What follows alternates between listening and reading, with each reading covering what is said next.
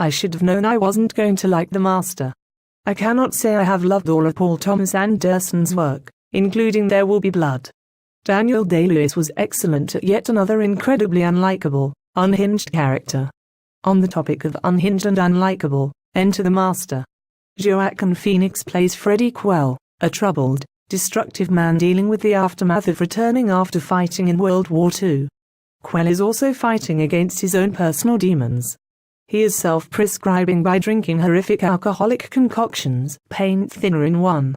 All in all, he's in a bad place when he comes across Lancaster Dodd, played by Philip Seymour Hoffman, aka the master of, let's call it what it is, a cult. It becomes hard to know what is real and what is not as Freddy imagines things that have not happened.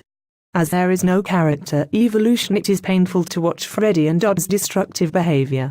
There is no one to root for, plus, the writing is so bad. I thought that a donkey had eaten the first draft script of The Scorpion King, starring Dwayne "The Rock" Johnson, and then shit it out, and then a gorilla found that shit and ate it, along with a copy of the first draft script for Warm Bodies and then shit that out too, and then King Joffrey Baratheon found that shit and ate it, along with all the Twilight books, and then shit all of those things out, and then Paul Thomas Anderson's picked that shit up and put it in a blender to make it very liquid, and then put it in a Windex spray bottle and sprayed the shit on one of the white walls of his house, and then hired a fortune teller to read the shit stains, and that's how he wrote that movie. Sure, there are complex questions about man and sexuality, and man versus animal. Quell and Dodd seem to be two halves of a whole, as Dodd recognizes in Quell. It's easy to wonder, is man truly the base? It is interesting that Dodd claims that humans are not part of the animal kingdom, yet he insists on there being a leader of men, in this case himself as the master. The performances are excellent and may even be recognized come award season.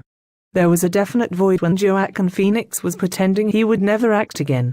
His intensity is finely matched by Philip Seymour Hoffman and Amy Adams, who plays in my opinion the real master here, Dodd's quietly domineering wife.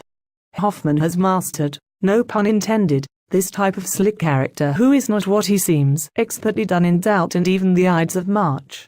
Adams is a fierce force on screen.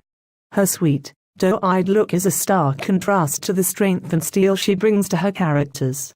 I couldn't help but want the master to end.